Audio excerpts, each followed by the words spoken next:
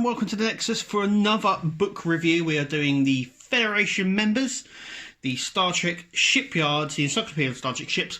Now I've got this one a bit late. This one came out a while ago, and there is an update coming for Federation members and Starfleet ships. And that is because the series are still running. We've got Star Trek Discovery, Picard, and stuff like that, which I do believe is going in here. So we'll have a quick look through here. It's worth noting that I have flicked through it already. There are some stuff in here that they never did Star Trek ships for. So the majority of the ships in here are covered by the Star Trek Starship collection that Hero Collector did. So most of the information in here is from there, but there is some information in this book that we never got ships for, which is really nice. So let's crack it open, and we'll have a quick look through. Like I do with all my book reviews, I go through page by page, nice and slow, so you get to have a little look. Well, not a little look, you get the whole look of the book itself.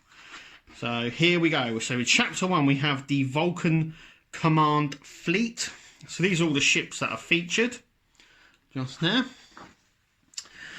We have a Vulcan survey ship.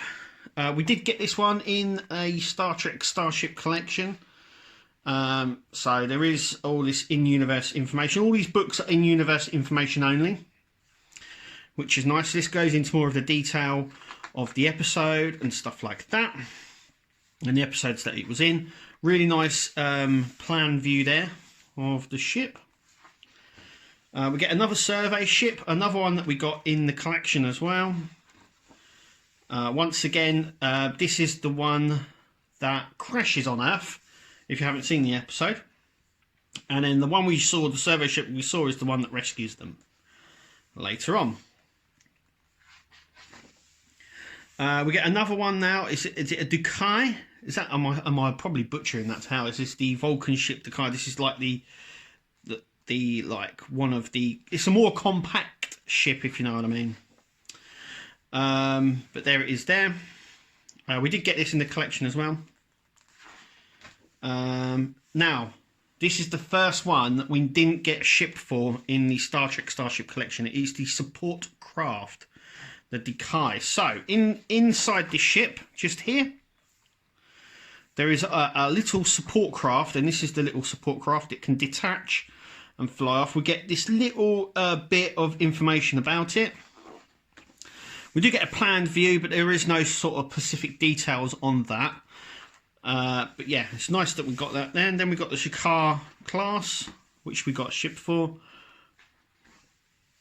And it's like the nice red colour, just here. Then we get another version. Now, we never got this version in the Star Trek Starship collection because we had this one. There isn't really any difference apart from this. That one there is a more of a red colour, and this one is more of the traditional bronze colour that we see with the Vulcan ships. Then we get this sort of cruiser here. Once again, we had this in the collection, which is nice. It's more of an older ship design. Then we come across our first ship from Discovery, so another cruiser. This is more like a shuttle, but it's fairly big. It's very big, in fact. But yeah, it's from Star Trek Discovery. Then we have the Vulcan Tapar. So this is the ship from Next Generation. Just here was a 24th century ship. We did get that in the collection there. These pages are straight out of the magazine you get with the collection. Once again, I know it's difficult for them, and with the book and everything like that, but I do detest this section just here. Why they couldn't put some on this side and then some on that side, so we didn't have a cut right down the middle. Now, we did get the ship as a special in the collection, but this is the Patar Halut, or whatever. Do you know what? I'm absolutely butchering these names, but it's the ship from First Contact that makes first contact with humans. Just there, there is the plan view as well. See, this is nice. So we got. This is what I mean. This is what I really like. Is where we don't lose any detail to the spine of the book. Obviously, I know that they like to do these sort of spreads on them. Then we got the Vulcan sled So this is from one of these Star Trek movies. I can't remember off the top of my head, but we did get a special issue of this one as well in the collection. So I do believe the top section comes off. It's sort of like a little shuttlecraft that then docks onto this unit that has the warp nacelles on there. Yeah, there's the little shuttlecraft that sort of sits on top, the shuttle pod it is, and then docks with the sled, which is this section here, which has impulse and warp engines. Then we have the Vulcan Command Fleet size chart. So you can see that the survey ships are there. We had this sort of cruiser here, and to be fair, they're roughly the same sort of size, but the Discovery ships are always fairly oversized, I believe. Then we come on to the Alpha and Beta Quadrant species, Federation member. Then we come on to the Andorian battle cruiser, which we had in the collection, which is nice. Pages straight out of the collections magazine that we got. Once again, really nice plan view. This is one we never got in the collection. So all these ships that they didn't have in the collection, we may end up getting, because they've obviously got the renders here to make them.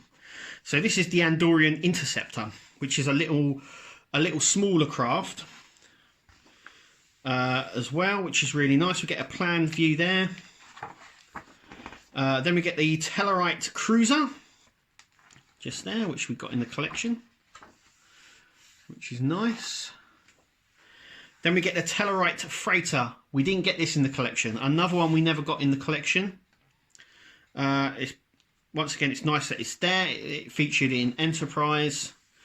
We get a nice plan view. Once again, this is the sort of thing that I would like, because you don't lose any detail to the spine of the book. Let me know if you feel that you like that as well. The Bajoran Solar Sail as well there. We did get that. That's probably the most fragile in the whole collection, and I don't believe they ever restocked it again. But I went through 2 when I had them, and you can pick them up. But yeah, it's very fragile model. The Bajoran Radar, once again, we got that as a model. Just there. Bajoran Assault Vehicle, once again, we got that as well in the collection. How is this all coming across? Really good, really nicely there. We can see it just here with some more Bajoran ships there. I don't believe they've had a lot of the Bajoran ships, because we did get the Bajoran Freighter, but I believe there's a different design. In fact, you can actually see a different design in the bit just further there, with sort of warp engines underneath there. But yeah, we did get that one in the collection as well, just as you can see there. But there was like a variant version of that. The Trill Science Vessel. Once again, we didn't get this, but we did get it as another ship in the collection. I can't remember off the top of my head which one it was, but we did get the science, this science vessel as another species, but not as a Trill one. But that's a Trill one, as you can see there. Then we get the SS Le Cool, and the Robert Fox, I do believe, was the other one as well. We did get that as in the collection. I know it was one that a lot of the fans were asking for. Once again, see, they're able to do these planned pages on 2, so we're not losing any detail, which is what I really like. Then we come on to the Alpha and Beta Quadrant species and the size chart, so the sizes between them. It's nice there. We didn't get the Trill one or the Tellarite Freighter in the Star Trek Starship collection, but they've introduced it into the magazine, into the book, should I say, which is really nice. Then we come on to civilian Federation ships. Now, I do have a bit of a grumble on these, and I can tell you in a minute what my grumble is on these. But these are civilian Federation ships. Remember that they're civilian. These are Federation ships, but they're civilians. But they're not. Now this is the Fontoon. This is from Star Trek Discovery. the first season, I do believe, and it was an arms dealer, if I remember rightly, and it was to do with Mud and that character. But I don't think it was a Federation ship. Was a civilian one, but definitely wasn't a Federation civilian. As an arms dealer, it just doesn't seem right. But it's nice that it's introduced. They did do this in the Star Trek Discovery model collection, which is really nice. It does have this sort of tiger plinth on the front as well, a bit like you would get on a Jaguar car. Then we come on to Class J Starship Mud. Once again, I don't believe this is a Federation ship. It's a civilian ship, but it is not a Federation one. This is from the classic TOS episode. We did get this ship in the collection as well. We also got this one as well, which was... this is a Federation ship. It was a Federation design ship for a sort of non-corporeal species on TOS on the original series. But it was a Federation ship. Now, I will say that. Once again, the SS Zosa. I believe I've watched Deep Space Nine. I haven't watched it for a few years. I should rewatch it, really. But I do believe that the Zosa was a Bajoran transport ship. And it wasn't a Federation ship at all. And it definitely wasn't a civilian Federation ship. So there's a gripe there. But I believe that it was used for the Bajorans. She worked for the Bajorans.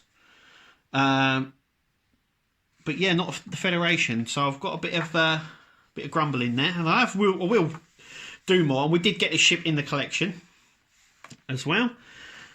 Which is nice. We did also get the Alikos. Once again, I'm butchering these names, but we did get this one as well. It was a Federation freighter. So this one is a good match. It was in the Next Generation. Once again, this is a Federation ship, not a sort of civilian ship. It was designed to transport civilians or relocate them, as they said. But I believe this is a Federation ship. It even says Federation holo ship. So I don't believe it was anything other than a Federation ship. So I think it should be in the Federation in the book. But as in this book and in this section, I don't believe it fits in very well. But yeah, it's the Federation holo ship from Insurrection. Where they were going to move the Baku people, I do believe, from their home. It had a cloaking drive as well. But I believe it was a Federation ship, not a Federation civilian ship. Then we have the civilian Federation ship size chart, which is here. As you can see, the Discovery ships are absolutely huge. Very oversized. But that is it. I mean, it's a really short book. I have done a review on these books here, but we are going to get an updated version which includes some Federation members, as well as ships from Discovery Season 2 and 3, and Picard as well, and ships that they missed out on in these two issues as well. So I know we're getting an updated one. I can't wait for that. I've also done a review on these two. I've done the Deep Space Nine and the Voyager one as well. Go and check them out. And that is it. It was a nice little book. It's a nice little book, but there are a few grumbles in it. The one great saving grace is that it's got ships in here we never had starships for in the collection, which is nice. And there is in-universe information there as well. But overall, it's a nice addition. It's a nice book to have. I recommend it if you're getting the other Star Trek Shipyards. It's good to have. It's a really good read. It's a good pick-me-up book and to flick through. There's enough information there to keep you busy for a while. But there is a few gripes at the end. Now, my gripes, I don't know if you agree with me or not. Let me know in the comments. I like reading comments and I do reply back to them. Anyway, thank you for watching this book review on the Federation members' Hero Collectors Encyclopedia of the Star Trek Ships. Thank you for watching and we'll see you at the next video.